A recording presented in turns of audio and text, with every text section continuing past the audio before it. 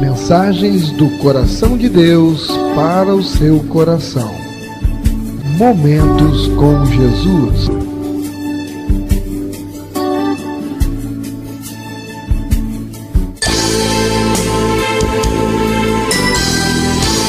Igreja Batista Novo Horizonte.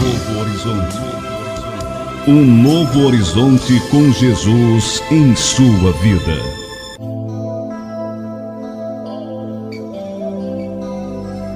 Porque a palavra de Deus é viva e eficaz, e mais cortante do que qualquer espada de dois gumes, e penetra até o ponto de dividir alma e espírito, juntas e medulas, e é apta para discernir os pensamentos e propósitos do coração. Vamos ouvir agora a mensagem da Bíblia.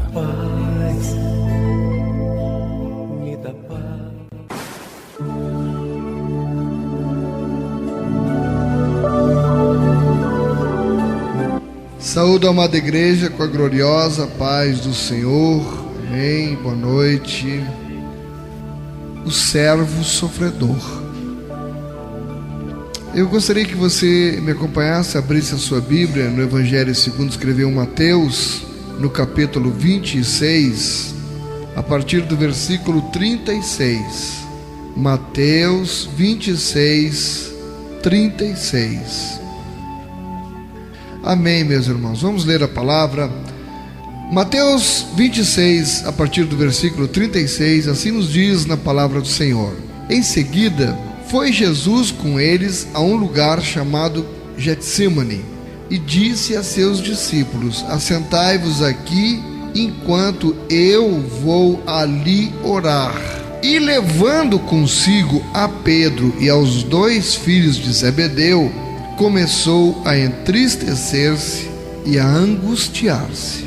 Então lhes disse: a minha alma está profundamente triste até a morte. Ficai aqui e vigiai comigo. E adiantando-se um pouco, prostrou-se sobre o seu rosto, orando e dizendo: meu Pai, se possível, passe de mim este cálice. Todavia, não seja como eu quero, e sim como tu queres. Aleluia. Louvado seja o nome do Senhor. Pai, eu te agradeço, Pai, do mais profundo do meu coração, por aqui estar com a tua igreja, com o teu povo, neste momento tão maravilhoso, em que sinto a presença de teu Santo Espírito, Senhor, me usando para trazer para todos nós nesta noite uma palavra de conforto para os nossos corações e de ensinamento para as nossas almas, Pai, para a nossa vida. Pai, que não seja eu, mas sim o Teu Espírito, Senhor, a estar aqui nos falando, que nós queremos receber, Pai. Estamos com o coração inteiramente aberto para receber, e assim eu te peço em nome de Jesus, que o Senhor esteja, através do Seu Santo Espírito, abrindo o nosso entendimento, para que possamos entender qual o significado da tua mensagem nesta noite. Fala, Paizinho, em nome de Jesus. Amém. O servo sofredor. Toda vez que a gente lembra de Jesus, provavelmente, eu não sei se isso acontece com você, mas geralmente a imagem que nos vem de Jesus é do Filho de Deus, o Todo-Poderoso. Mas o Verbo se fez carne e habitou entre nós. Eu acho isso fantástico, o que Deus fez por nós, como Ele demonstrou o seu grande amor por nós, de ter enviado seu Filho amado, o próprio Deus. Ele veio na nossa forma humana habitar entre nós. Não existe um Deus igual, porque aliás não há outro Deus. E Jesus habitou entre nós na forma humana, e nós vemos não só nesta passagem, mas ao longo de todos os evangelhos, nas narrativas a respeito de Jesus, nós podemos perceber exatamente a humanidade de Jesus. O escritor Augusto Cury, em um dos seus livros, ele escreveu vários livros analisando Jesus, sob vários aspectos. O mestre dos mestres, a inteligência de Jesus. Ele procurou analisar em vários livros o mestre da sensibilidade, enfim, são vários livros, cada livro aborda um ângulo de estudo sobre o comportamento de Jesus enquanto homem. E num de seus livros, ele diz que na psicologia não existe outro ser humano igual a Jesus. E é interessante, porque se ele estava na forma humana, por que não existe um outro ser humano igual? Porque na verdade esta é a nossa meta. Temos um desafio, sermos um dia mais próximo possível daquilo que Jesus foi aqui na terra como homem, como ele viveu.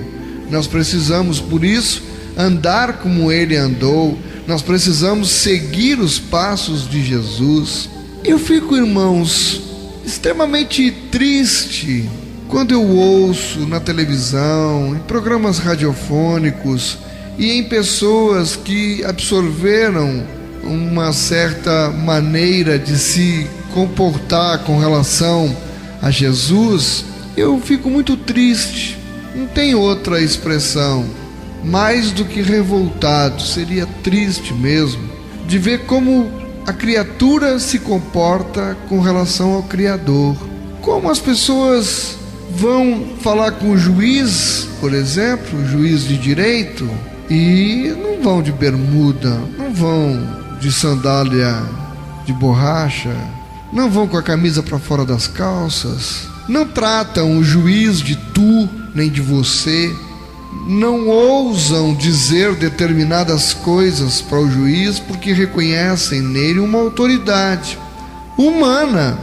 Mas e como as pessoas se atrevem a se dirigir ao Deus dos deuses, tratando-o por tu, você, botando o dedo na cara de Deus, botando Deus contra a parede, exigindo respostas e atitudes de Deus, cobrando, como nem ao menos se cobra um outro semelhante a nós.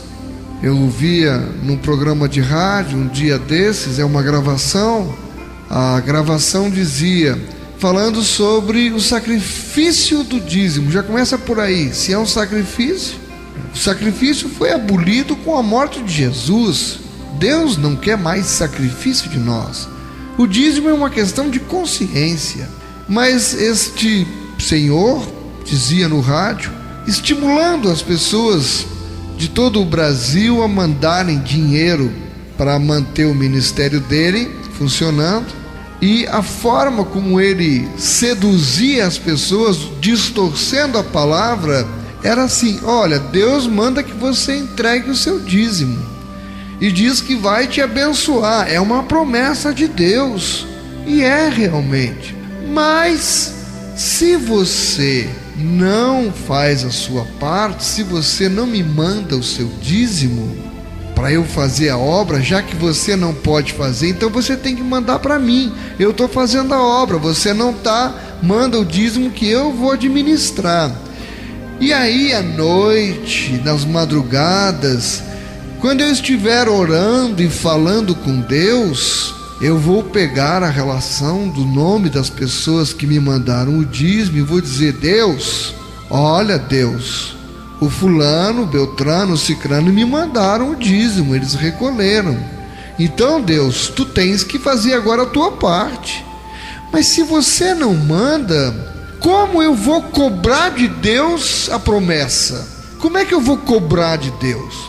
Eu ouço essas palavras e fico pensando, são muito duras, são muito pesadas para um homem que é um caco de barro no meio de outros cacos de barro, se achar com uma autoridade tal a ponto de chegar e dizer para Deus, cobrar a Deus que ele tem que cumprir com as promessas. Eu fico triste, porque as pessoas ouvem essas coisas e acreditam, não conhecem a palavra E muitos, inclusive, têm se revoltado comigo porque, na medida do possível, usando do púlpito que Deus tem me dado, que é este na igreja e o outro lá na rádio e na internet, eu tenho feito a minha parte. Eu tenho certeza que eu tenho feito a minha parte. Tenho alertado as pessoas com relação a estes posicionamentos. Tenho mostrado na palavra, longe de querer ser melhor do que A ou B, mas se eu tenho esta porta que foi aberta por Deus para pregar a verdade, a palavra, eu tenho que pregar, eu tenho que alertar. Pense na igreja primitiva, quando os apóstolos estavam implantando os primórdios do Evangelho. Havia uma doutrina muito forte que estava querendo entrar na igreja, querendo atrapalhar a implantação do Evangelho. Chamava-se gnosticismo, entre outras. O gnosticismo. E era muito forte. E os apóstolos conheciam quem eram as pessoas que pregavam o gnosticismo. Eles tentaram se infiltrar dentro da igreja primitiva para destruir a igreja. Eram ventos de doutrina. Qual foi a atitude dos apóstolos? Pensa comigo. Eles se calaram diante daquilo ou eles tomaram uma posição em defesa do Evangelho? Você sabe a resposta. Eles tomaram uma posição em defesa do Evangelho. É por isso que hoje nós temos este Evangelho transformando vidas. Porque os apóstolos não temeram. Eles se levantaram e usaram os meios que eles tinham na época para combater o vento de doutrina que poderia tirar as pessoas do caminho da verdade. Hoje, quem são estes discípulos? Quem são? Somos nós.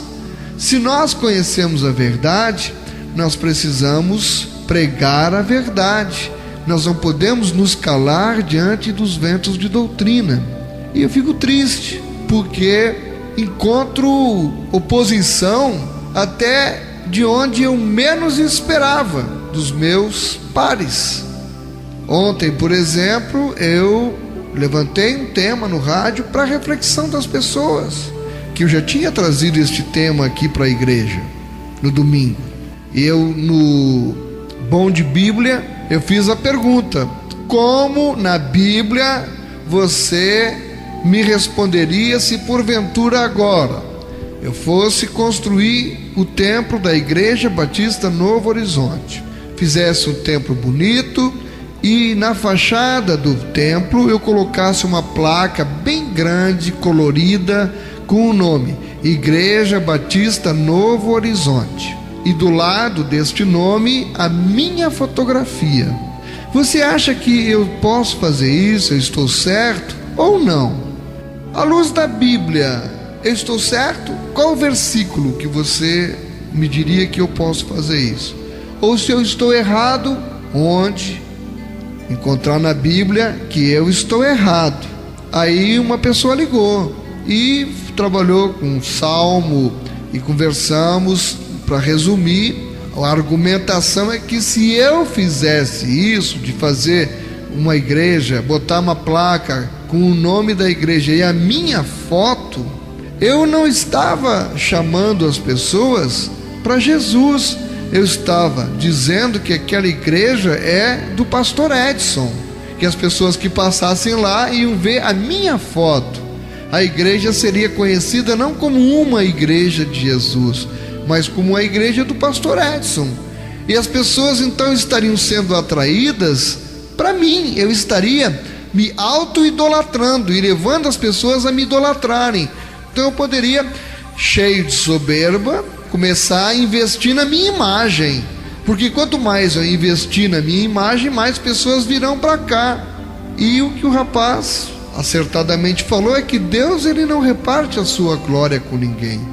E se eu fizesse isso, eu estaria querendo tirar a glória de Deus para mim.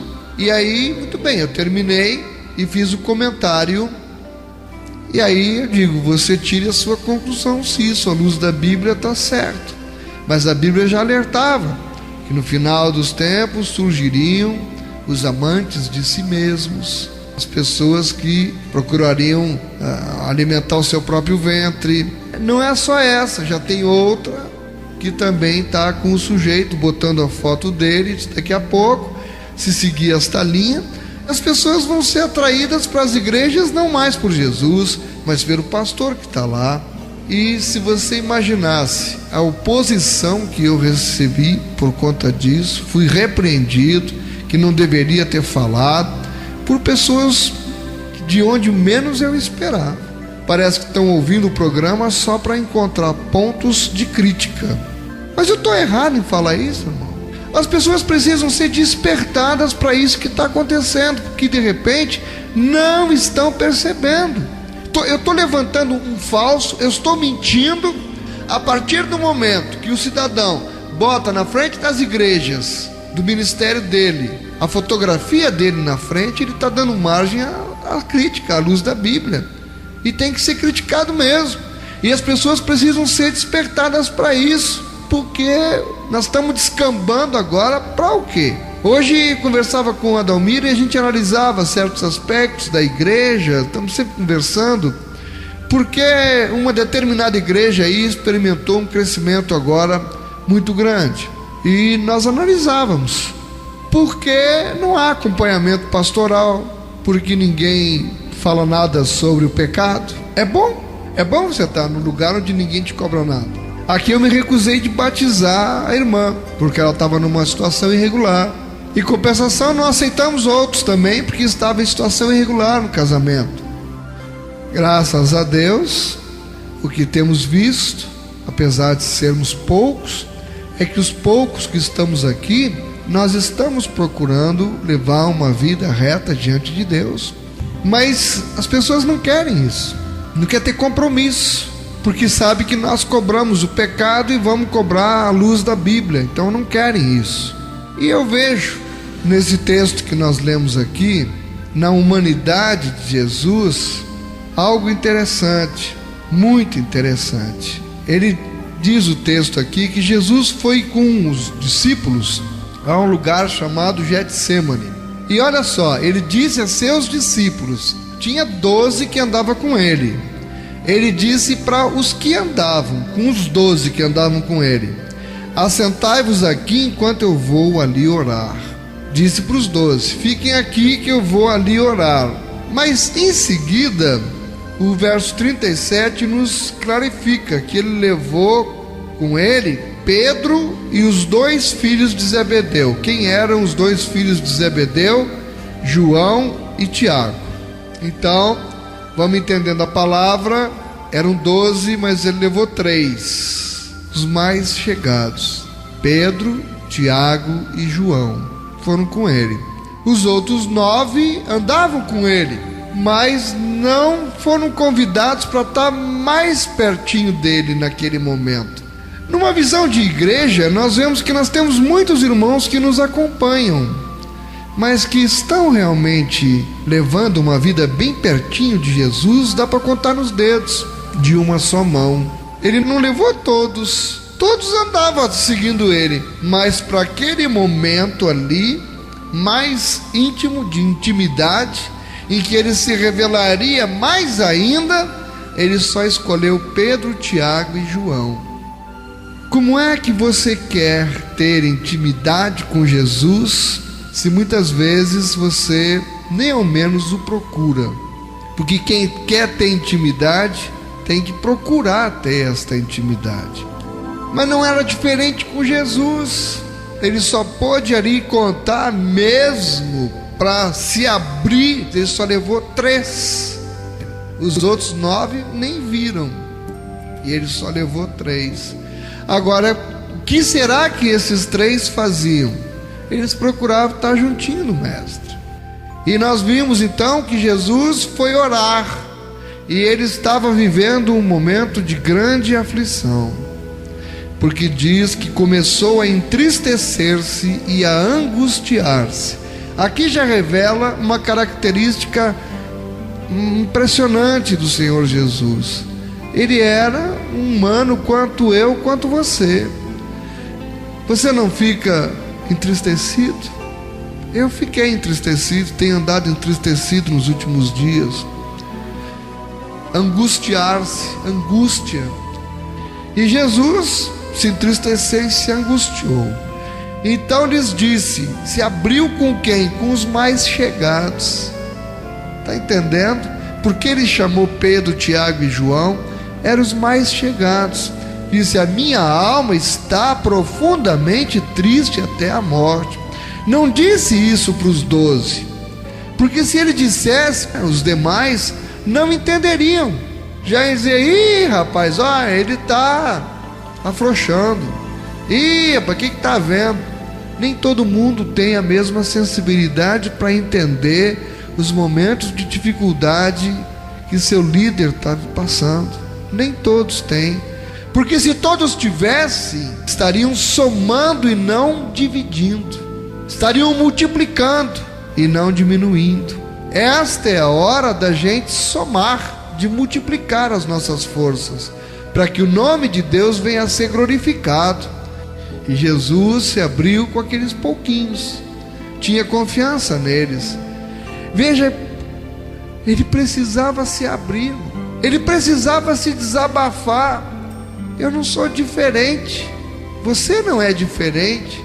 E que bom quando a gente encontra alguém com quem possa confiar e desabafar, que nos ouça. Ele encontrou Pedro, Tiago e João. Mas muito mais do que Pedro, Tiago e João, para quem é que ele realmente foi desabafar? Ele diz: ficai aqui e vigiai comigo. Mas olha, adiantando-se um pouco, ele diz: ficai aqui.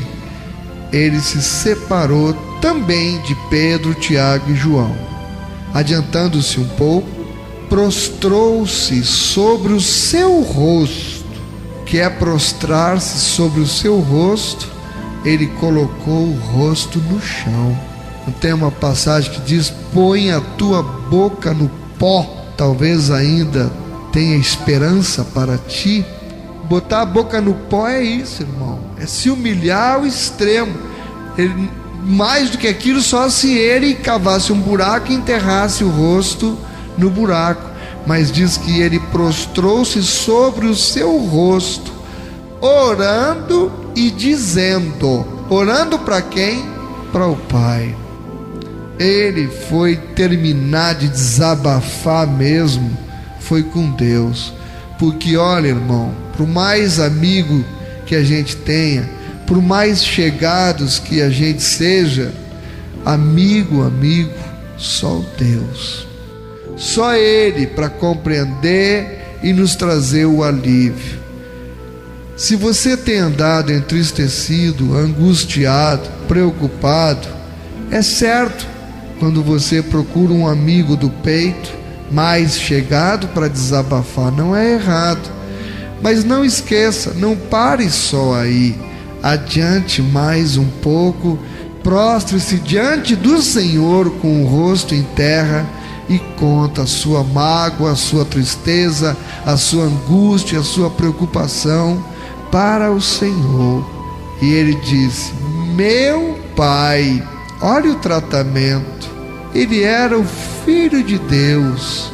E aqui ele não está botando o dedo na cara de Deus, não está imprensando Deus contra a parede, não está exigindo nada. Ele aqui é o servo, o Filho de Deus na forma de servo e sofredor, porque ele estava sofrendo. Meu Pai. Olha o termo que ele usa, irmão. Se possível. Ele não exigiu nada, não impôs nada. Se possível. Esta é a posição de um servo, que entende que como servo nós não podemos exigir nada de Deus.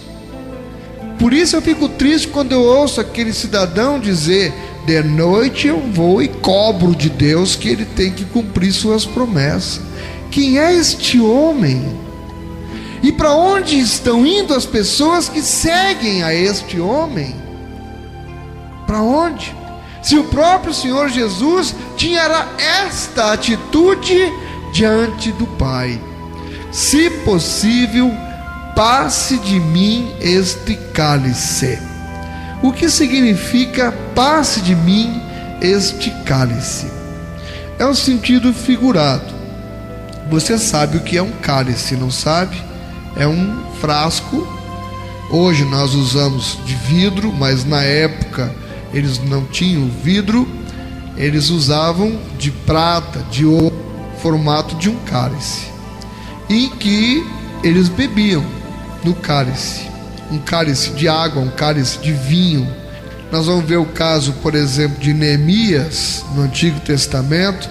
Ele era o copeiro do rei e ele tinha a confiança do rei, a amizade e a incumbência de o rei só comia e só bebia alguma coisa depois que Neemias provasse. Por quê? Porque as pessoas viviam querendo matar o rei. Se o rei não tivesse esse cuidado, ele beberia o cálice com veneno e morreria. Então tinha alguém, no caso Neemias, que provava antes. A princípio já descartava a possibilidade de alguém colocar veneno, porque iria atrair para si a atenção, ia matar Neemias e facilmente o rei chegaria a quem tinha feito aquilo. Mas era costume, então por isso eles colocavam uma pessoa para beber antes do rei. O cálice podia ser bom, mas podia ser amargo. Então ele está usando aqui um símbolo.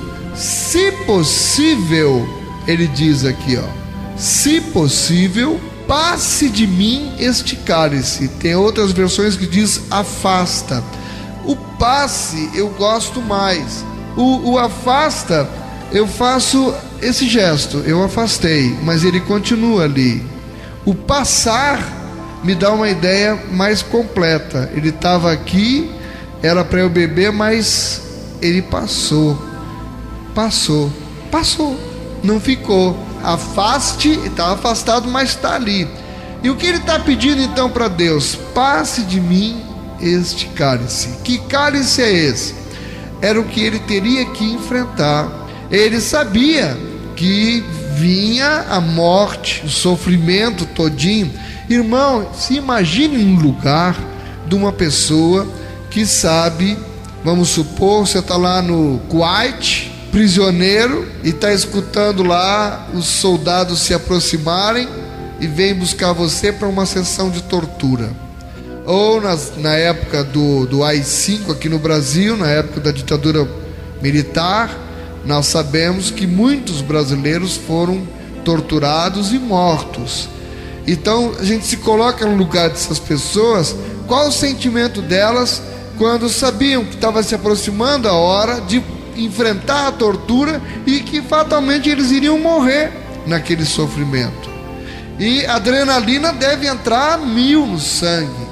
E Jesus estava vivendo este momento. E ele chega a pedir para Deus, num momento extremo aqui, humano, tremendamente humano, numa atitude tremendamente humana, ele teve medo, ele teve receio. Mas olha como é que ele pede: se possível, passa de mim este cálice. E eu vejo pessoas chegar e dizer: Deus, eu não aceito esta enfermidade. Que isso? Não pode pelo menos dizer: Deus, meu Pai, se possível, me livra desta doença. Se possível, Pai. Mas se não, foi como disse Jesus. Ele disse: se possível, passe de mim este cálice. Todavia, não seja como eu quero, e sim como tu queres. Resumido tudo aqui. O servo sofredor. Nós queremos ser iguais a Jesus, queremos alcançar a estatura de Jesus. Está aqui até na posição que nós vamos adotar diante do Senhor. Vamos exigir, vamos cobrar, vamos colocar Deus contra a parede, vamos colocar o dedo no rosto de Deus e dizer: faça isso, eu determino que seja assim, eu não aceito não sei o que.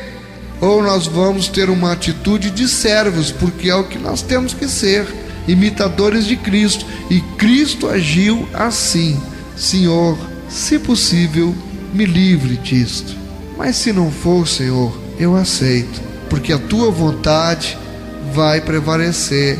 Eu sei que o Senhor tem o melhor para mim, eu sei que em tudo há um propósito, eu reconheço a tua soberania, Senhor. Então eu sou teu servo, eis-me aqui, faça-se em mim segundo a tua vontade. Foi o que Maria disse quando o anjo lhe anunciou. Como nós temos reagido na nossa caminhada com relação a Deus?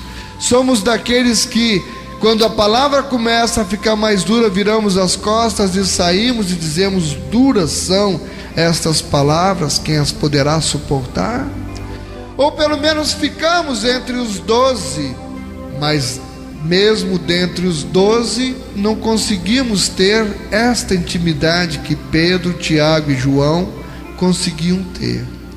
E quando é nós que estamos diante do Senhor, qual tem sido a nossa atitude, o nosso comportamento?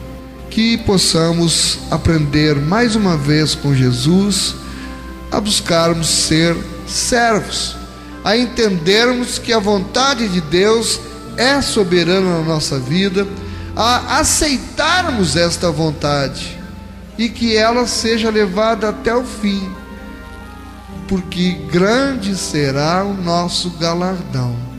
Que Deus esteja aplicando a porção da sua palavra em nossos corações, em nome de Jesus. Que Deus abençoe a igreja. Senhor, não há lugar melhor para estar do que na tua presença. Programa Momentos com Jesus.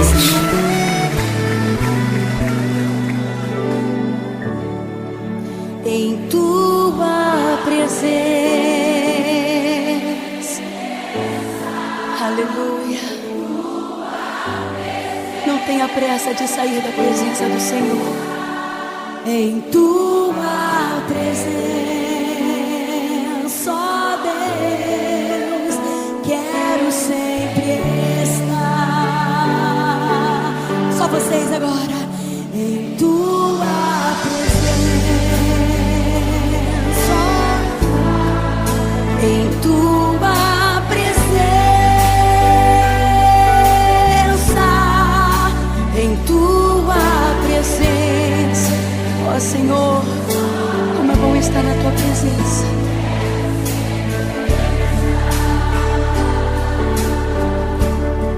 Sem a tua presença não sei viver.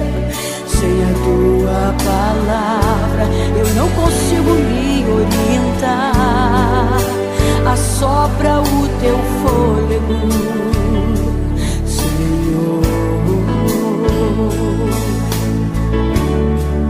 Como nuvem que se espalha no céu, como chuva que não pede permissão para cair. Espalha a tua nuvem, transborda a tua chuva, derrama a tua glória sobre mim, Senhor, e restaura o meu ser. Derrama a tua glória e me restaura. Derrama a tua glória e me domina. Derrama a tua glória e me renova. Derrama a tua glória e assopra teu fôlego de vida em mim. Como nuvem que se espalha no céu, como chuva que não pede permissão para cair. espalhe a tua nuvem, transborda a tua chuva, derrama a tua glória sobre mim, Senhor, e restaura o meu ser. Derrama a tua glória e me restaura. Derrama a tua glória e me domina. Derrama a tua glória e me renova. Derrama a tua glória e assopra teu fôlego de vida em mim. Assopra a tua vida em mim, teu fôlego de vida e eu sararei. Assopra a tua vida em mim, teu fôlego de vida e novo serei. Porque me gastando por ti estarei, meu Senhor. Derrama a tua glória e me restaura. Derrama a tua glória e me domina. Derrama a tua glória e me renova, Senhor. Derrama a tua glória e assopra teu fôlego de vida em mim. Derrama, derrama, derrama, Senhor. Derrama a tua glória. Nós não temos pressa de sair da tua presença.